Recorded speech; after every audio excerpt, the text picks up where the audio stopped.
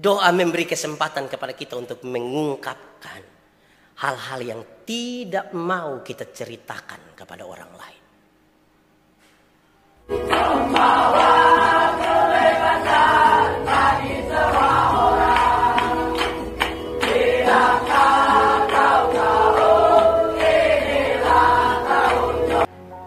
Shalom. Kurang optimis.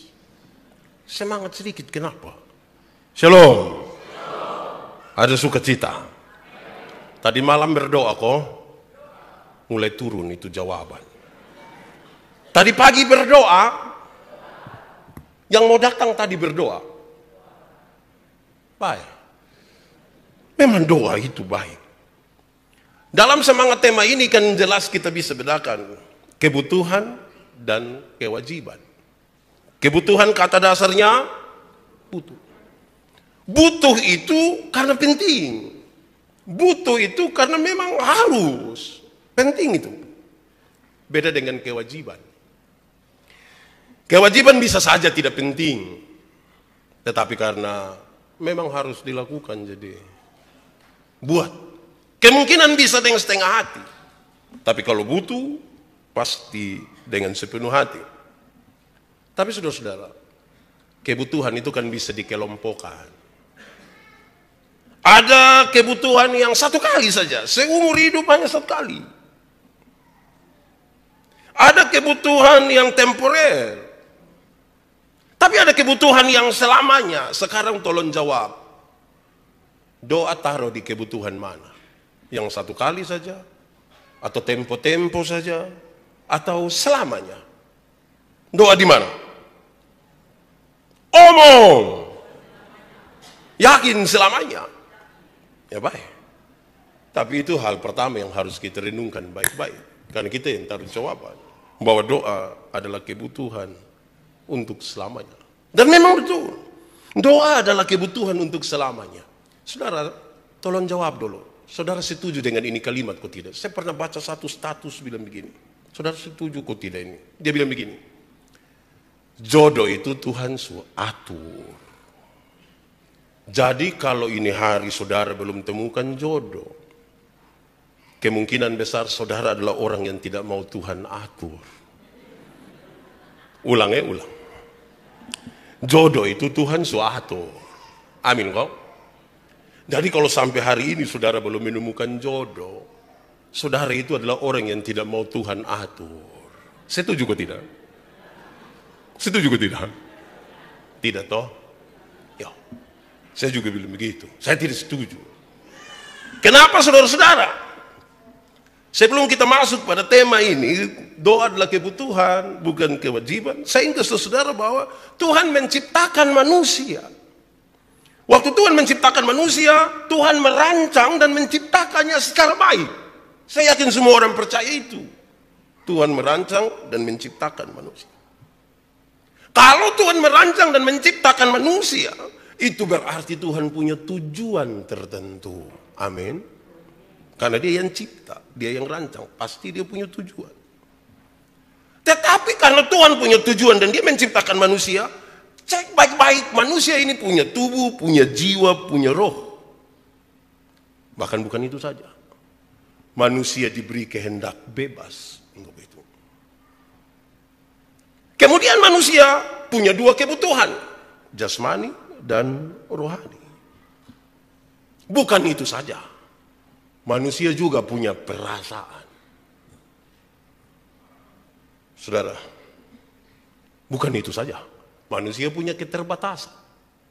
Jadi Tuhan sudah merancang baik-baik manusia, cipta manusia, punya tujuan. Tapi Tuhan kasih banyak sekali di manusia, termasuk perasaan, kebutuhan, tubuh, jiwa, roh. Saudara tahu, ini semua saling berjuang di dalam diri.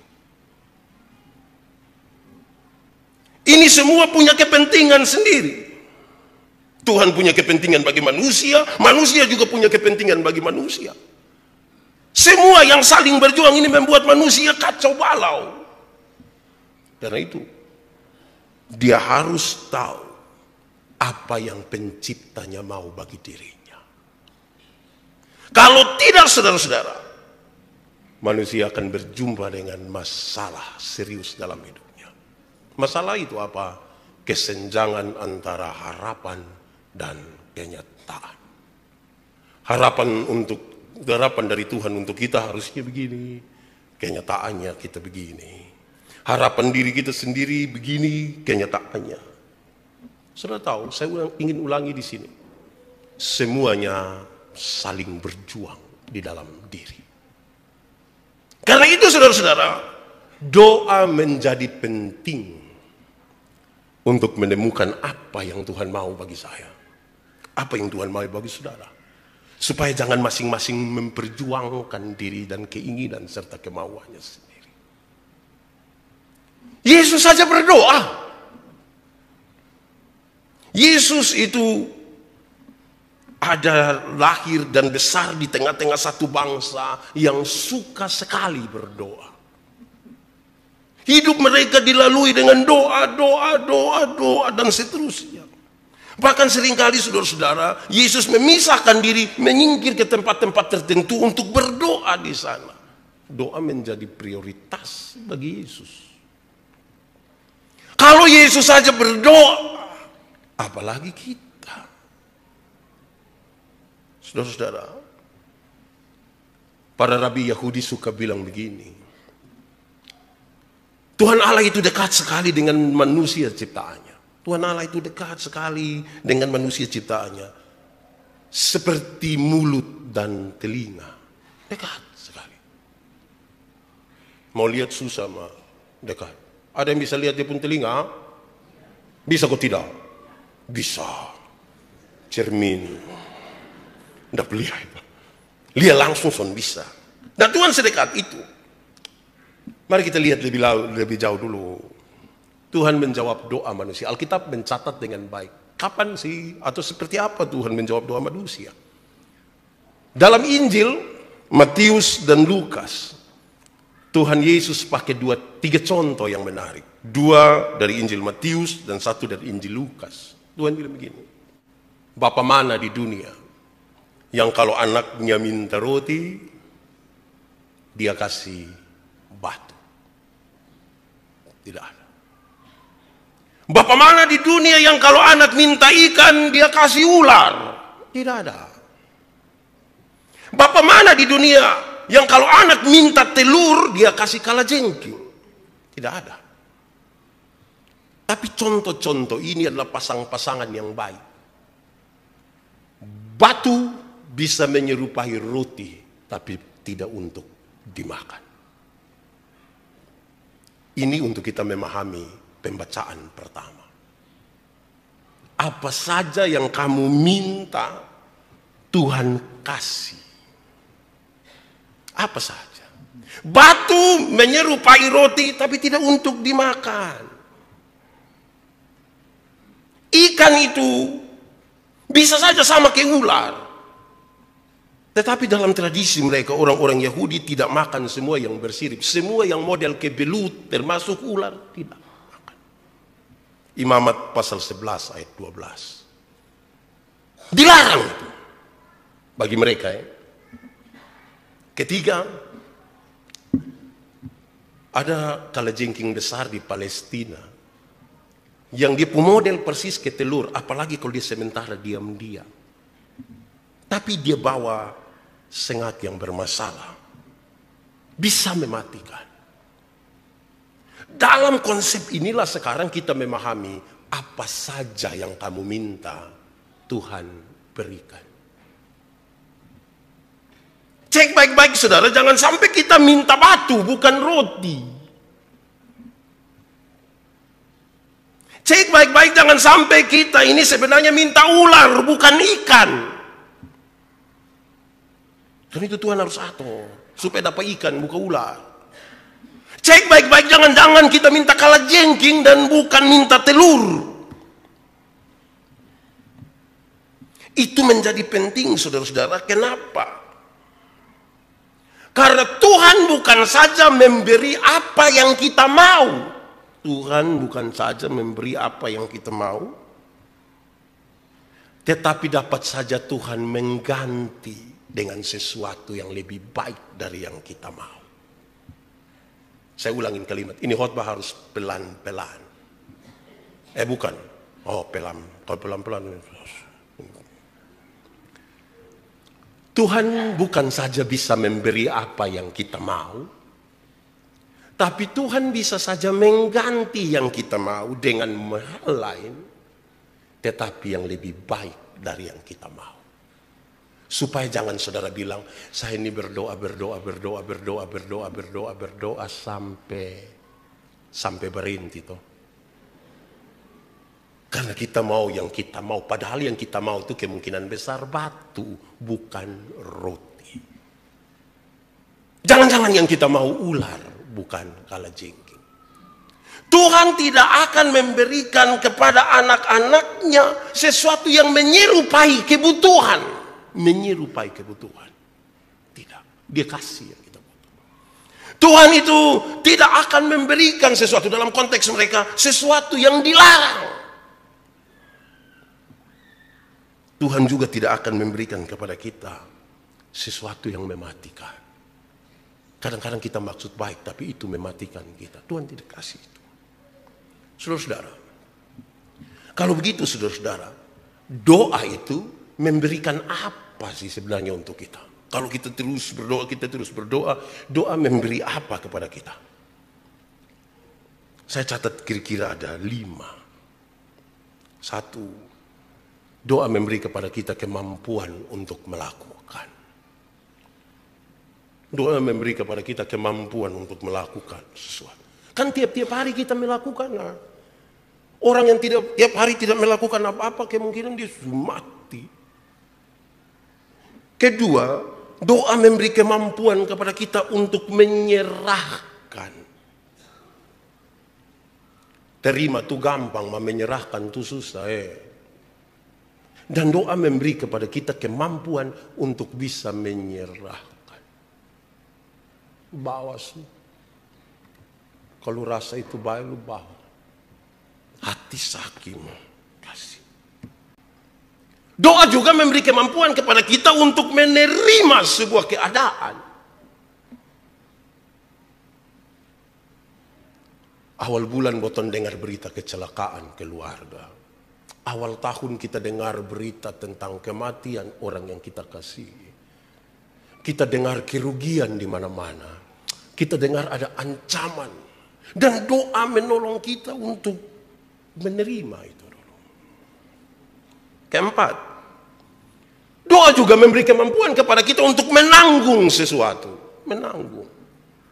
Kita bisa menanggung. Karena ada banyak hal yang harus ditanggung di dunia ini.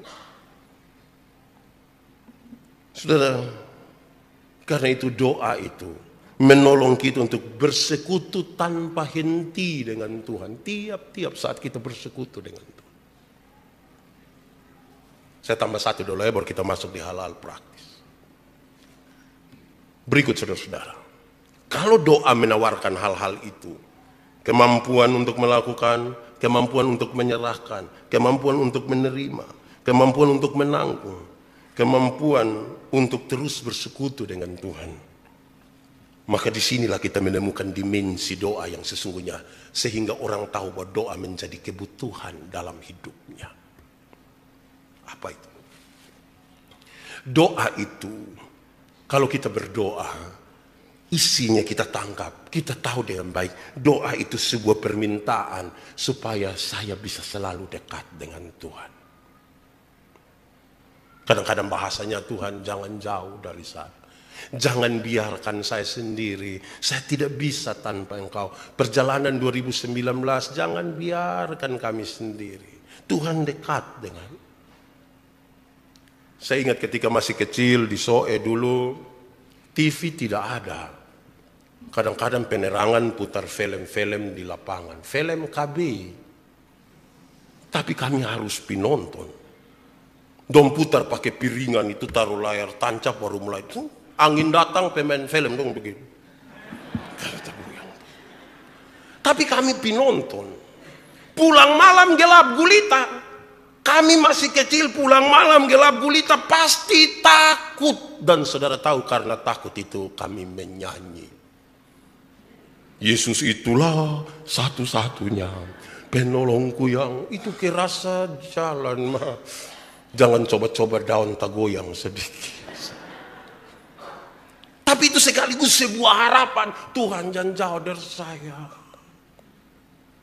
Jangan. Maka itu kami menyanyi, Yesus itulah. Saudara juga pernah merasakan itu kok. Pernah menyanyi pas orang yang tagih utang datang. Tapi kira-kira begitu. Doa itu minta Tuhan jangan jauh. Kami tidak bisa sendiri karena kami terbatas. Nah, jadi orang yang tidak berdoa itu mungkin dia rasa dia tidak tahu takut. Kenyataan di dunia membuktikan bahwa seberapa banyak pun uang kita tidak akan menolong kita. Secara material kita tertolong. Tapi tadi saudara, kita diberikan kebutuhan material tapi juga diberikan kebutuhan rohani. Tidak tergantikan. Doa mulai penting toh di sini. Saudara, dalam doa, kedua dimensi dari doa ini. Doa itu kita diberi kesempatan untuk kasih usul, saran kepada Tuhan. Kadang-kadang sebuah pertanyaan, Tuhan, kenapa begini? Doa itu kesempatan untuk kita usul. Tuhan bisa kok. Memang dia orang pun Tuhan mah. Bisa kok. Tapi ingat usul, bukan keputusan. Usul. Kadang-kadang dengan pertanyaan, Tuhan, kenapa begini? Maksud apa Tuhan? Berikut saudara-saudara. Dalam doa itu kita diberi kesempatan untuk mengajukan permintaan kepada Tuhan. Tuhan, bagi doa. Berikanlah kepada kami. Tuhan kasih saya ini. Saya butuh ini Tuhan. Ada kesempatan meminta. Dalam doa itu saudara-saudara, kita diberi kesempatan evaluasi diri di hadapan Tuhan. Tuhan, di hadapan hadirat-Mu Engkau melihat kami berlumuran dosa. Sekiranya kalau Tuhan menemukan saya berdosa, ampunilah, sucikanlah. Kalau tadi saya menyakiti sesama kami, ampuni dan seterusnya. Berikut. Doa memberi kesempatan kepada kita untuk mengungkapkan hal-hal yang tidak mau kita ceritakan kepada orang lain. Saudara-saudara, saya suka bilang begini, kita nih suami istri. Ada suami, ada istri, tolong renungkan 10 detik. Tidak semua hal kita ceritakan di kita pu istri atau suami. Betul? Jangan coba omong, mam tua dengar. Tidak semua hal kita omong keluar, ada yang kita simpan diam-diam. Bayangkan kalau pas tahun baru kita pi mama baru pi sendiri, baru mam tua tanya, "Tele lupung dini?" Terus kita bilang mam tua ada sakit, mulai tipu-tipu, dasar perempuan, pulang berani kasih tahu. Masalah ada yang kita simpan. Itu yang kita mau kasih tahu di Tuhan. Doa itu saudara-saudara sekaligus memberi kesempatan kepada kita untuk mengabdikan diri kepada Tuhan. Tuhan, jadilah kepadaku menurut kehendak-Mu. Ada kesempatan minta di Tuhan, jadikan saya abdi-Mu. Jadilah kepadaku menurut kehendak-Mu. Doa itu memberi kesempatan kepada kita untuk beriman dan menyatakan percaya. Saudara jangan berdoa kalau saudara tidak percaya kepada Tuhan. Doa dimulai dari sebuah kepercayaan, iman. Dan itu Tuhan yang kasih. Tuhan memilih kita, bukan kita pilih dia.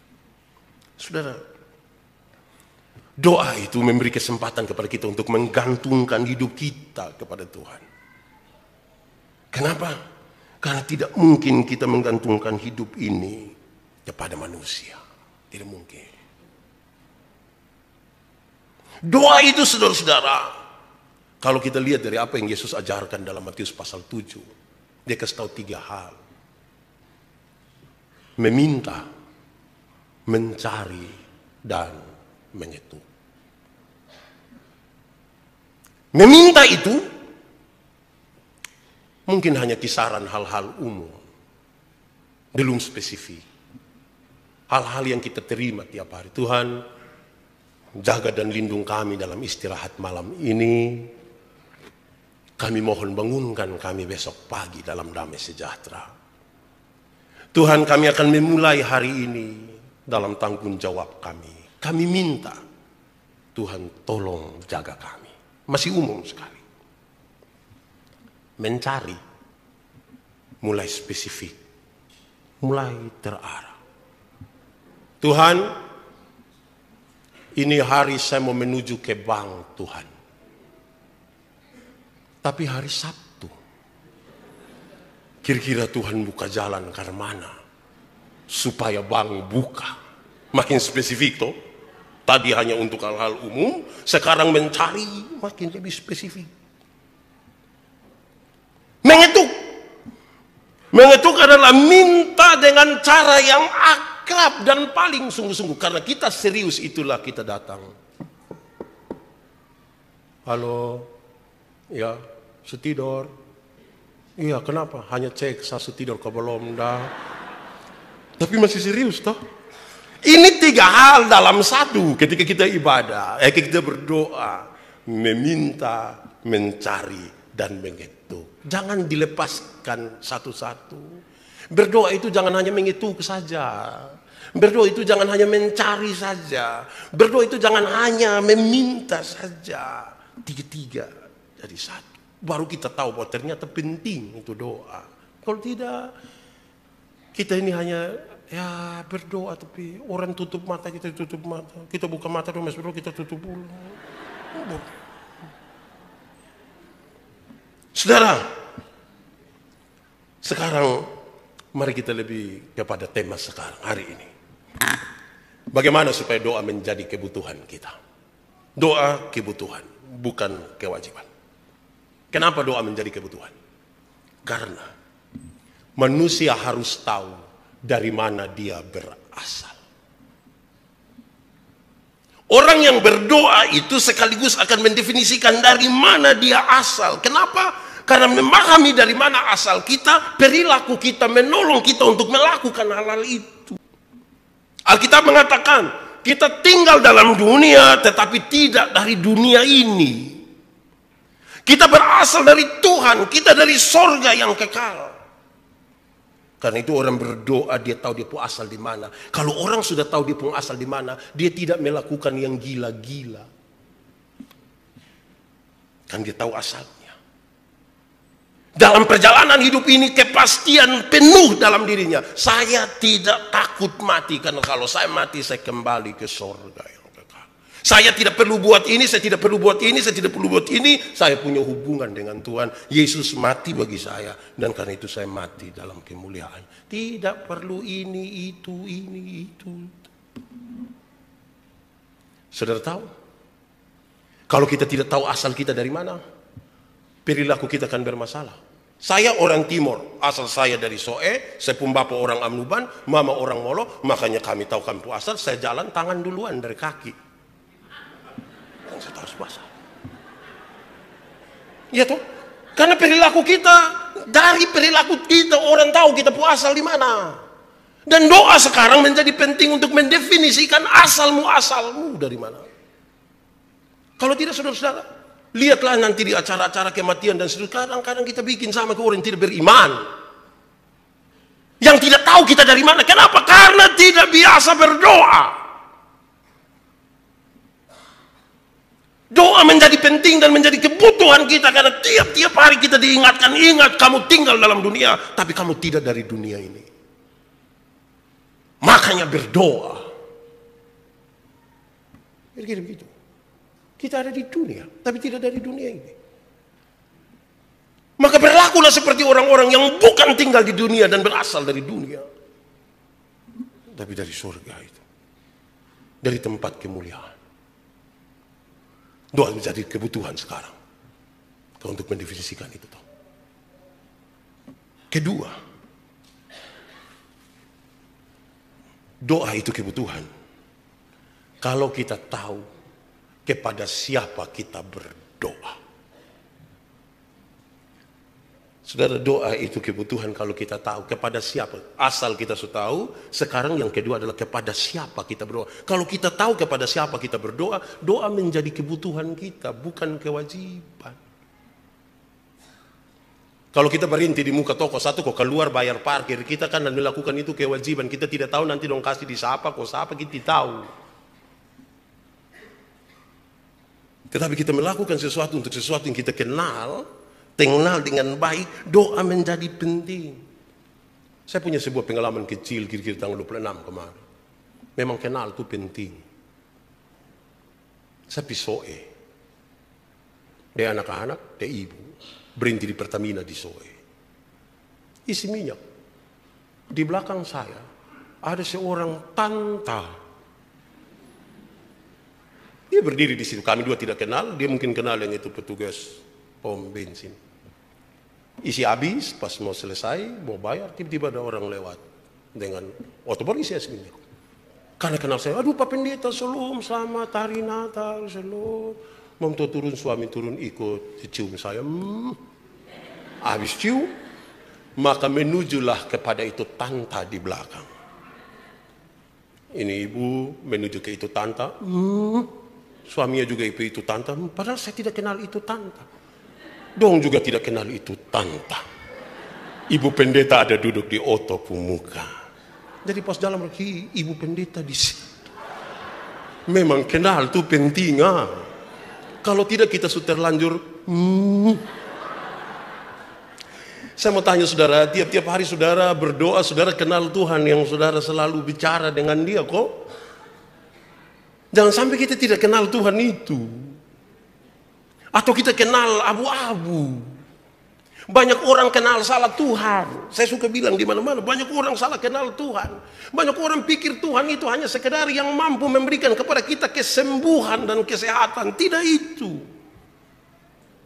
Tuhan datang dari surga bukan untuk bikin orang sakit jadi sembuh.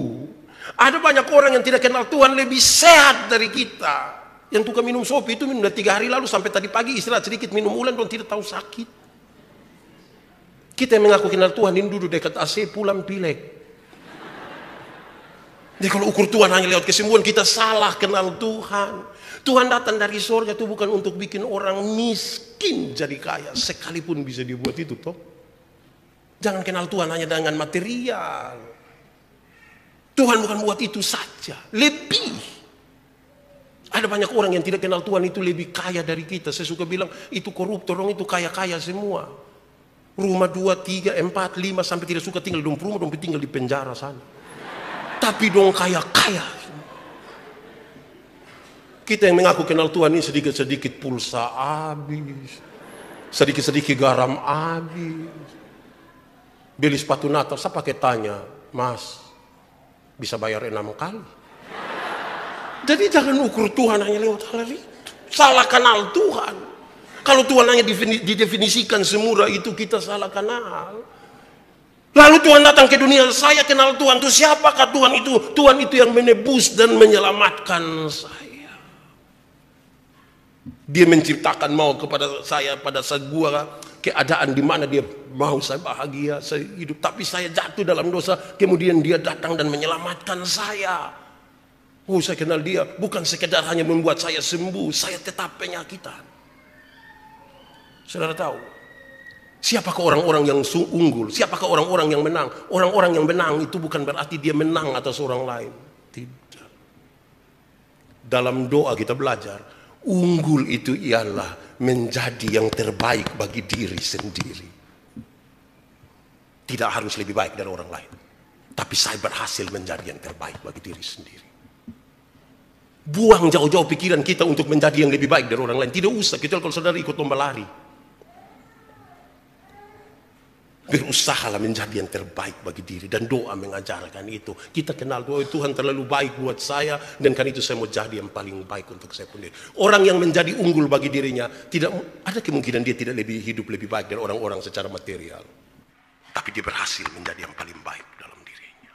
Itu luar biasa. Tak usahlah berjiwa terlalu bersaing itu. Doa tidak mengajarkan itu. Doa mengajarkan Tuhan baik bagi saya.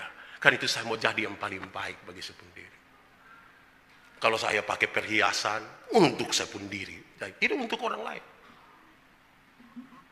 Daripada pakai ame galang, baru datang lihat orang pakai, ditanya, beli ini galang kea di mana? Kan itu untuk orang lain. Itu unggul. Kita bisa unggul atas orang lain, tapi belum tentu menjadi yang terbaik bagi diri sendiri. Dan doa memberi ruang untuk itu. Ketiga, saudara-saudara, doa itu kebutuhan. Kalau kita mengerti apa sebabnya kita berdoa. Harus ada alasan kenapa kita berdoa. Kalau kita berdoa tanpa alasan, betapa susahnya kita. Kenapa? Berdoa harus kita mengerti alasannya. Saya berdoa kepada Tuhan, saudara-saudara, karena saya sangat sulit nanti kemudian kalau terlalu berharap kepada manusia. Bahkan kepada diri saya. Kan saya tahu saya terbatas. Orang-orang juga terbatas. Hari ini dia memberi bantuan pada saya, tapi besok belum tentu. Lusa belum tentu. Tuhan bisa memakai siapa saja untuk menolong kita. Harapan terbesarnya ada kepada Tuhan, bukan kepada manusia. Saya pernah bilang pada saudara, apa? Kecewa. Kecewa itu apa? Kecewa itu karena kita terlalu berharap kepada manusia.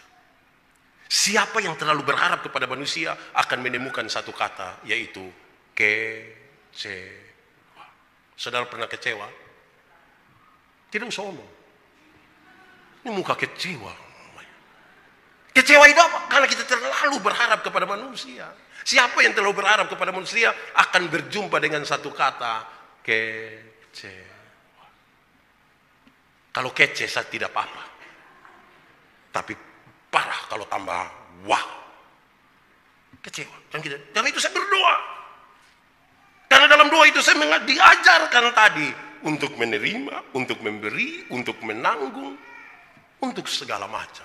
Saya tidak akan kecewa lagi ketika berhadapan dengan sejumlah hal. Tiap-tiap hari kita bergumul. Tiap-tiap hari kita bergumul dengan masalah. Kalau kita tidak berdoa, kita tidak mempersiapkan diri untuk kekecewaan. Karena ada banyak hal dalam hidup kita tidak pas dengan kita pun mau. Suami kadang-kadang tidak pas dengan motompu mau. Istri kadang-kadang tidak pas dengan motompu mau. Anak mantu dong kadang-kadang tidak pas dengan motompu mau. Cucu-cucu dong kadang-kadang tidak pas dengan kita pun mau. Banyak yang tidak pas dengan kita pun mau. Kalau kita tidak latih diri untuk hal ini, betapa kecewanya kita toh. Doa menolong kita. Keempat, doa menjadi kebutuhan kita. Karena kita mengerti bagaimana seharusnya kita berdoa. Berdoa itu harus tahu dia pun cara berdoa. Nanti sepanjang bulan ini tentang doa kita sangat berharap nanti kemudian bagian pemberitaan ini menolong kita untuk tahu ini berdoa yang baik begini. Kadang-kadang kita berdoa ini kita kayak teroris. Semua barang kita mas parak habis. Tuhan juga kita mas parak, manusia juga kita mas parak, setan juga mas parak. Saya dampingi orang-orang kelompok persekutuan doa, ada 5.700 kelompok di Gemit. Saya bilang kamu berdoa itu baik sedikit. Setan juga dong bilang, dalam berat. Itu setan tuh. Kepada Yesus, Yesus tolong kami. Hai, apa bedanya ini dua? Tuhan menjawab doa kan bukan karena tuntutan. Karena saya kasih ingat dong, kita baru mulai doa bilang Tuhan, kami terbatas, tapi punya Tuhan yang tidak terbatas. Saya baru benar Tuhan. Hai, tidak usah begitulah.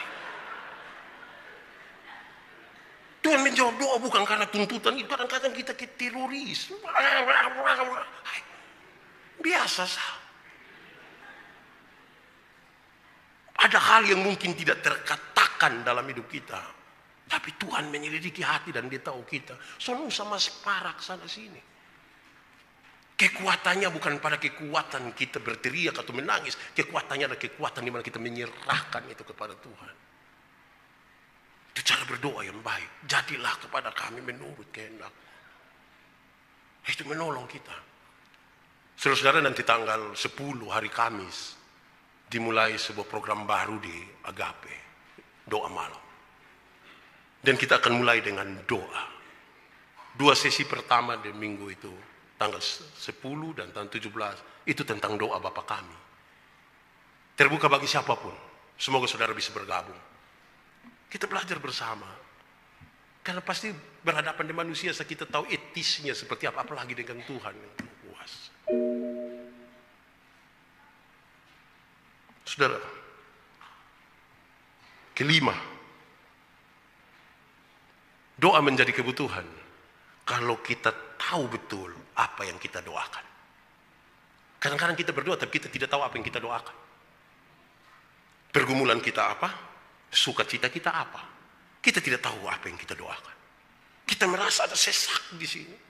Kita merasa kok seperti tidak aman. Tapi kita tidak tahu kebutuhan kita yang sesungguhnya apa. Kalau begitu, doa itu akan menjadi kebutuhan. Kalau kita kenal betul-betul pergumulan kita. Tahu betul-betul apa sesungguhnya menjadi sukacita. Tuhan, terima kasih banyak. Hari ini saya bangun dalam sehat. Ini kesehatan ini baik untuk menjadi bagian dalam pekerjaan. Bayangkan kalau Tuhan bangunkan kita pagi hari ini dalam keadaan kaki patah, tidak sehat, tuli. Jadi kalau Tuhan kasih begini, Tuhan terima kasih. Jadi mengertilah apa yang ingin kita sampaikan. Kalau tidak kita kehabisan bahan bicara dengan Tuhan. Banyak orang menjadikan doa itu kan sebagai beban. Tentang doa Bapa Kami, saya berkhotbah di mana-mana dan saya suka mulai khotbah dengan mengatakan doa itu penting kok tidak, penting. Yakin? Iya. Doa gampang kok susah? Gampang. Oke, kalau begitu saudara menikmati kehidupan doamu dengan baik, makin turun di penjawaban. Kenapa? Karena banyak orang menjadikan doa itu kewajiban. Kalau kewajiban, beban. Mau omong apa? Jangan sampai omong ini kok salah. Maka kita pun doa tuh tiap hari hanya itu kalimat saat tidak berubah sepanjang masa. Jangan. Saya suka pakai contoh. Kadang-kadang orang dia cerewet mati, tapi kalau kita bilang, Papa, sebentar Bapak yang doa makan sembarang. Kira bahwa mendilupu kawan mungkin. Kan kita sudah jadikan doa menjadi beban. Itu sulit. Terakhir saudara. Doa itu menjadi kebutuhan kan dia memastikan relasi kita dengan Tuhan. Ini kekuatan ada di sini. Kebutuhan kita. Kenapa? Saudara, bahwa relasi kita dengan Tuhan menentukan sekali. Saya pernah bilang kepada saudara, doa itu bukan kata-kata saja. Tapi doa itu relasi. Bukan kata-kata saja. Saya pernah bilang, kalau saya dan Pak Abineno kami dua kenal baik, kami dua punya relasi, saya jalan kaki, Pak Abineno naik motor, ketemu saya di jalan tanpa saya minta, Pak Abineno berhenti. Karena kami dua punya hubungan, kami punya relasi. Pak Pendeta, mau pergi mana? Naik, karena kami punya hubungan. Tapi coba kalau kami dua tidak punya hubungan, kami dua tidak ada kenal. Saya jalan kaki, Bapak Tua naik motor, ketemu saya di jalan, Bapak Tua berhenti juga. Tapi dia bilang, ojek kok om. Grab. Hubungan yang baik itu membuat kita doa dengan ringan. Hubungan yang baik membuat kita doa ringan. Toh kata-kata kita menjadi ringan saja dalam seluruh penghormatan. Saya suka pakai contoh. Kalau saya kenal, saya kenal sebuah istriku tidak. Kenal. Karena kita dua kenal, kita dua saling punya hubungan, itulah ketika minta teh, saya minta dengan ringan. Saya minta di ringan saja. Mak, bikin teh dong, Mak. Di gelas kecil saya, jangan terlalu banyak gula ya. Papa takut sakit gula. Kan cara minta yang begitu. Tidak mungkin kenal istri Bapak baru saya mau minta teh, saya bilang, Mama, buatlah segelas teh. Jangan terlalu banyak gula ya. Papa takut sakit gula. Pas habis Mam Tua bilang, lu sehat. Jadi doa itu memastikan hubungan. Saudara harus pastikan benar-benar hubunganmu dengan Tuhan seperti apa. Ingat, bukan sikap badan. Saudara boleh berlutut berjam-jam di sini, tapi kalau hubungan bermasalah dengan Tuhan, yang keluar hanya kata-kata kosong. Relasi itu kekuatannya lebih besar dari kata-kata kita kepada Tuhan. Banyak orang berjuang merangkai kata-kata dan bukan membangun hubungan. Ingat kita dalam tema ini. Terhubung dengan Kristus. Bangunlah hubungan dengan Tuhan karena di situ penting relasi seumur hidup, sikap patuh batin yang kuat kepada Tuhan. Itu baru kita tahu bahwa Dia dekat dengan kita. Jangan biarkan Dia sendiri. Saudara, air itu penting, tapi bagi mereka yang haus. Tuhan itu penting sekali, tapi bagi mereka yang haus akan Dia. Kalau air ini yang penting, kita kasih kepada mereka yang tidak haus. Anak-anak kecil long ame hauskah kita dengan Tuhan? Pak Pendeta, saya ingin haus dengan Tuhan. Dia pun cara bagaimana? Selidikilah dua hal. Pertama, selidikilah bahwa engkau terbatas. Selidikilah bahwa engkau terbatas. Engkau akan butuh Tuhan seumur hidupmu. Tapi kalau engkau selidiki dan engkau tidak menemukan bahwa engkau terbatas, engkau tidak butuh Tuhan dalam hidupmu. Doa tidak penting dalam hidupmu kalau engkau tidak terbatas. Tapi yang kedua, ini sebuah bahasa psikologi sesungguhnya. Berbicaralah. Bicaralah begitu rupa, tetapi seketika engkau bicara yang engkau dengar adalah suaramu sendiri, diam. Karena engkau lagi egois di situ. Berbicaralah. Tapi ketika engkau dengar itulah suaramu sendiri, diam. Karena engkau lagi egois. Orang egois sulit berdoa. Orang egois menaruh baik-baik dalam dirinya bahwa dia lebih baik dari orang lain. Orang egois itu sulit menghampiri Tuhan, karena menghampiri Tuhan harus sehabis-habisnya kita ada di dasar. Orang egois akan datang dalam kebanggaan dan kemuliaan dirinya. Dan relasi itu rapuh dengan Tuhan. Sekarang saudara mengerti. Ternyata doa itu kebutuhan. Kalau tidak sulit. Saya ingin hari ini saudara berdoa. Karena kenapa? Tuhan menginginkan sesuatu bagi saudara. Tapi ada hal-hal yang berjuang masing-masing dalam dirimu. Doa menolong untuk mulai membuka itu. Tuhan, apa maksud semua ini? Tuhan, apa maksud semua ini? Saya akhiri khotbah ini, saya ingin membaca satu surat. Saya buat tulisan kecil. Tadi pagi saya baca-baca dan saya dapat tulisan. Saya minta saudara dengar dengan baik. Tuhan Yesus memanggil kita sebagai sahabatnya. Apa kabar? Aku mengirimkan sepucuk surat untuk menyatakan kepadamu betapa aku memperhatikan kamu. Kemarin aku melihat kamu bercerita dengan temanmu. Sepanjang hari aku menunggu, berharap engkau mau juga bercerita denganku. Aku memberimu sore untuk menutup harimu. Aku memberimu angin sepoi-sepoi untuk menyejukkan engkau. Dan aku menunggumu, tapi engkau tidak pernah datang kepadaku. Setiap malam aku melihatmu tidur, dan aku ingin menyentuh kenyangmu. Maka aku mencurahkan cahaya bulan ke wajahmu, dan aku kembali menunggumu. Aku ingin pergi kepadamu supaya kita bercerita. Aku punya banyak sekali hadiah untukmu. Setiap pagi kamu bangun terburu-buru. Aku menangis.